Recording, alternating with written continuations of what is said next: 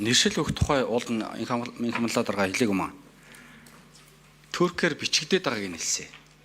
Тэгээ монгол хэлний тухай хууль, зар сурталчилгааны тухай хууль бүх хуулиарч зөвшөөрдөггүй ч дээ.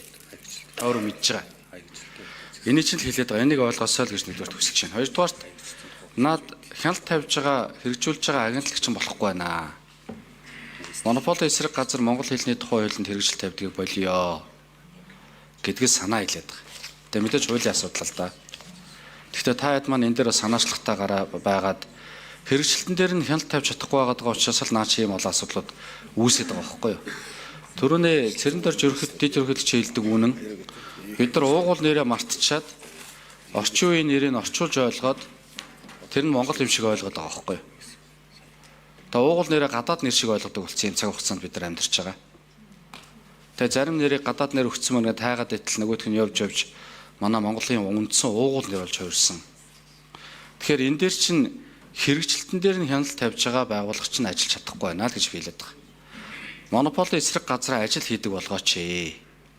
Эсвэл байхгүй болгооч ээ. Эсвэл чиг үүргийг нь ойлгомжтой болгооч ээ. Гэдэг дээр та хэд маань бас тодорхой хэмжээний санал санаачлагууд дэвшүүлээд гаргаж яваасай л гэдэг л ийм л саналыг хэлмээр байна. Тэгэхгүй бол наад хэрэгжилтэн дээр хяналт тавьж байгаа байгууллага чинь ажиллаа хийхгүй, ажиллаж чадахгүй байгаатай холбогдуулаад ийм асуудлууд ер нь үүсэж байгаа шүү дээ. Одоо үе үеийн 4 жил явдаг энэ улсыг хурлуулаа орон нутгийн сонгуулиар дандаа гарч байгаа. Ялангуяа баян үлгээд.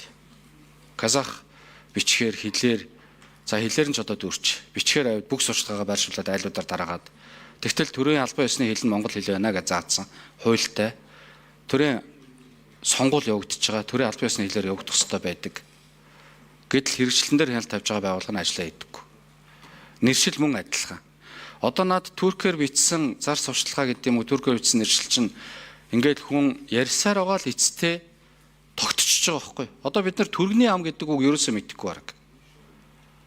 Төргний ам гэдэг ингээд хэлэхээр ойлгохгүй. Куветийн ам штэ наадах чинь гэж ярьдаг урдаас. Тэгээ энэ чи бас л газар орон нутгийг нэршилтэй л холбоотой асуудал байхгүй. Тэгээ ингээд удаан хугацаанд яригадаад энэ дээр ямар нэг байдлаар зар сурталчилгаа чинь байрлахгүй, мэдэгдэхгүй төргний амыг энэ бол төргний ам гэдэг газар юм а гэж бичихгүй л бол хүмүүс энэ бол Куветийн ам юм а л гэж яриад байгаа байхгүй. Тэгээ ингэж явсаар хагаад 50 жил, 100 жил, 200 жилийн дараагаар тэр ам төргний ам биш, Куветийн ам болж хувирч байгаа. Тэгэхээр хуулийн дээр хэрэгжил тавьж ажилтдаг байгууллага чинь ажиллаа хийхгүй байна. Монополи эсрэг газар гэдэг байгууллага огт ажил хийхгүй байна. Огт ажил хийхгүй байна. Тэгэхээр энэ газраа ажилд нь оруулдаг талаас та бүхэн маань одоо хажууд нь байгаа найз нөхдийн хувьд нь ч гэсэн туслаад хэмжээдэг өрөөлөгч одоо би хэлээд та өөр хэлэхэд те. Баярлалаа. За